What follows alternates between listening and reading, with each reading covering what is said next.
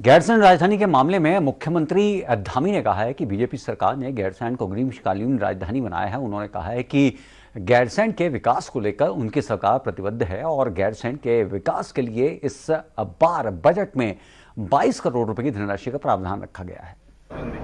देखिए, हमारी सरकार ने ग्रीष्मकालीन राजधानी गैरसैंण को बनाया है और हम प्रतिबद्ध हैं कि गैरसैंण का जो आधारभूत जो संरचना है उसके विकास के मॉडल को आगे बढ़ाने के लिए, उसको विकास को बढ़ाने के लिए इस बार के भी बजट में हमने 22 करोड़ रुपए की धनराशि का सीधे सीधे प्रावधान किया है विभागों के अतिरिक्त, जो कि गैरसैंण के विकास के लिए खर्च होगा। और जहाँ तक राजधानी का प्रश्न है, ये चूँकि अभी हमारी ग्रीष्मकालीन राजधानी वहाँ पर है, उसको ही हम लोग आगे बढ़ा रहे हैं। देहरादून की पेट्रोलियम यूनिवर्सिटी ने अपने 4 नए कार्यक्रमों का आयोजन किया है, जिसमें 2 नई स्कॉलरशिप स्पोर्ट्स के लिए विजय स्कॉलरशिप और आर्थिक रूप से कमजोर छात्रों के लिए ज्योति स्कॉलरशिप का शुभारंभ किया है। मुख्यमंत्री धामी ने कार्यक्रम में शिरकत करते हुए इन स्कॉलरशिप का शुभारंभ किया और इस मौके पर मुख्यमंत्री धामी ने कहा है कि यूनिवर्सिटी लगातार विभिन्न क्षेत्रों में प्रदेश के विकास कार्यों में सहयोग कर रही है। उन्होंने कहा है कि आने वाले दिनों में भी राज्य के दूरस्थ क्षेत्रों में विकास में विश्वविद्यालय का योगदान दिखाई देगा, ताकि समूचे प्रदेश का विकास हो सके। मुख्यमंत्री धामी ने कहा है कि विश्वविद्यालय लगातार समाज हित में काम कर रहा है।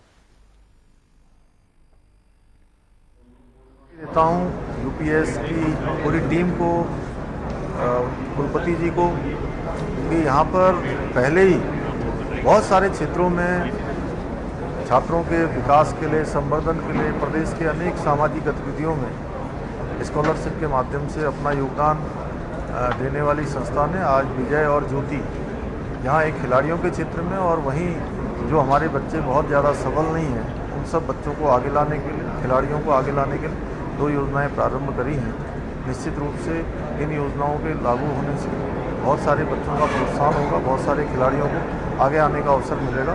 मैं उनको बहुत शुभकामनाएं देता हूं और बहुत बधाई देता हूं कि वो अन्य क्षेत्रों में भी, मैंने आज अपेक्षा करी है उनसे कि अन्य क्षेत्रों में भी जो हमारे सीमांत के क्षेत्र हैं, हमारे पर्वतीय जनपदों के अनेकों क्षेत्र हैं, उन क्षेत्रों में विभिन्न क्षेत्रों में गोद लेकर या अन्य सेवा के माध्यम से अनेकों कामों को और भी आगे बढ़ाने का काम उनके माध्यम से होगा। आज 2 स्कॉलरशिप हम लोगों ने प्रेजेंट की हैं, माननीय मुख्यमंत्री के कर कमलों द्वारा उसका उद्घाटन हुआ है। पहली स्कॉलरशिप है ज्योति। ये स्कॉलरशिप उन बच्चों के लिए है जो सबल हैं, जो सबल नहीं हैं और जिनके पर इकोनॉमिकली जिनको प्रॉब्लम्स हैं, ऐसे बच्चों को पूरी ट्यूशन और ट्यूशन के साथ में उनको रहने की व्यवस्था, यानी उनकी हॉस्टल चार्जेस भी, तो उनका टोटल फ्रीशिप है ये, ताकि बच्चों को ऐसे 50 स्कॉलरशिप, जैसा हमारे रजिस्ट्रार साहब ने कहा था, इसके ऊपर हम लोग 5 करोड़ की राशि करीब इसमें निवेश कर रहे हैं। तो ये 50 उन बच्चों के लिए जो फीस नहीं दे पा रहे हैं, पूरी फ्रीशिप के साथ में ज्योति। दूसरी स्कॉलरशिप है विजय। ये स्कॉलरशिप उन बच्चों के लिए है जो जिनमें खेल कूद की प्रतिभा है, ऐसे बच्चे जिन्हें हम विकसित कर सकते हैं कि आगे जाकर देश के लिए अनेक पटलों पर, चाहे वो एशियन गेम्स हों, चाहे वो ओलंपिक्स हों, वहाँ पे जाकर के देश के लिए मेडल जीतें। ऐसे बच्चों को हम यहाँ विकसित करेंगे। ऐसे बच्चों के लिए और 50 स्कॉलरशिप हमने संपूर्ण उत्तराखंड के बच्चों के लिए ये निर्धारित की है।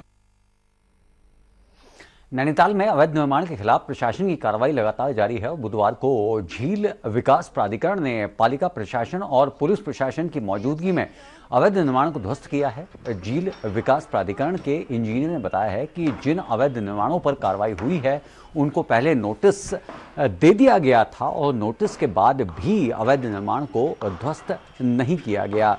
इसके बाद ही प्राधिकरण की टीम अभियान चलाकर अवैध निर्माण को ध्वस्त करने पहुंची है और जिला विकास प्राधिकरण के इंजीनियर का कहना है कि अवैध निर्माण पर यह कार्रवाई आगे भी जारी रहेगी।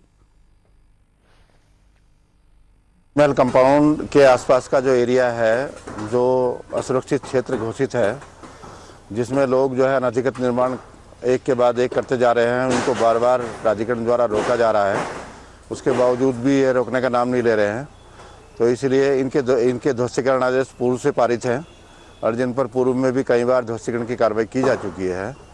और ये अभी फिर कि उसको मेंटेन करने का प्रयास कर रहे हैं, इसलिए इन पर पुनः ध्वस्तीकरण की कार्रवाई की जाए।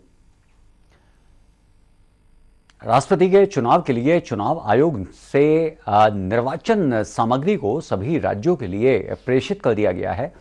उत्तराखंड के लिए सहायक प्रमुख निर्वाचन अधिकारी मस्तू दास ने निर्वाचन सामग्री को रिसीव किया है। सीलबंद निर्वाचन सामग्री अधिकारियों की देखरेख में देहरादून पहुंची है, जहां पर सामग्री को निर्वाचित अधिकारी ने विधानसभा सचिवालय में बने स्ट्रांग रूम में जमा कर दिया है और उसे कड़ी निगरानी के बीच रखा गया है।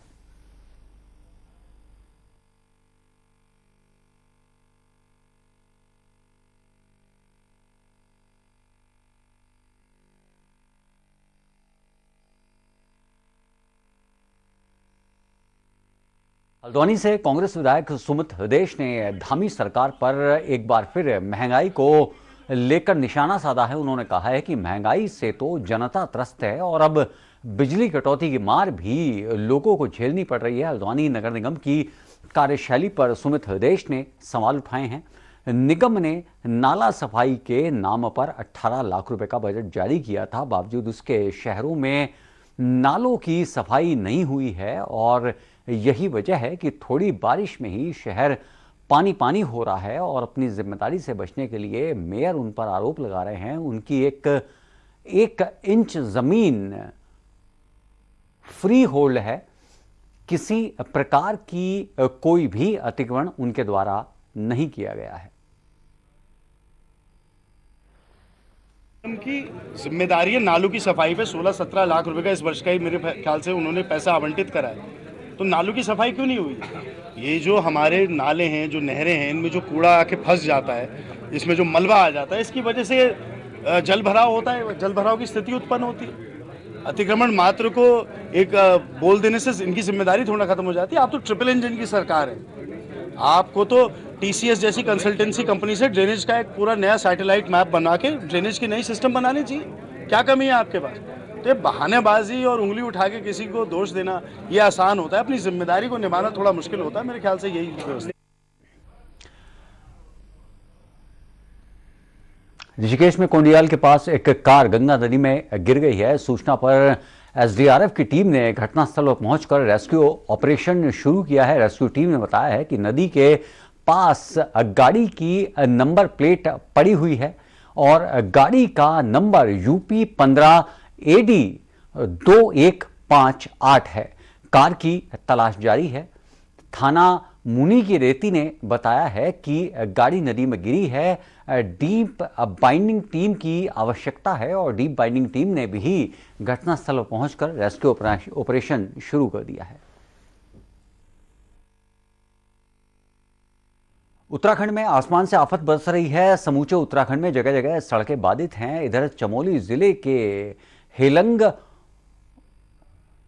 उर्गम मोटर मार्ग बोल्डर गिर जाने से बाधित हो गया है, लेकिन हेलंग क्षेत्र के ग्रामीणों ने शासन की राहत का इंतजार नहीं करते हुए सरकारी सिस्टम को आईना दिखाकर काम शुरू किया है और ग्रामीणों ने स्वयं ही बड़े बड़े बोल्डर को रास्ते से हटा दिया और मार्ग को खोल दिया है। ग्रामीणों का कहना है कि हेलंग मोटर मार्ग अवरुद्ध होने के बाद सरकारी मशीनरी यहां नहीं पहुंच सकी, इसीलिए ग्रामीणों ने खुद ही मोटर मार्ग को खोल दिया।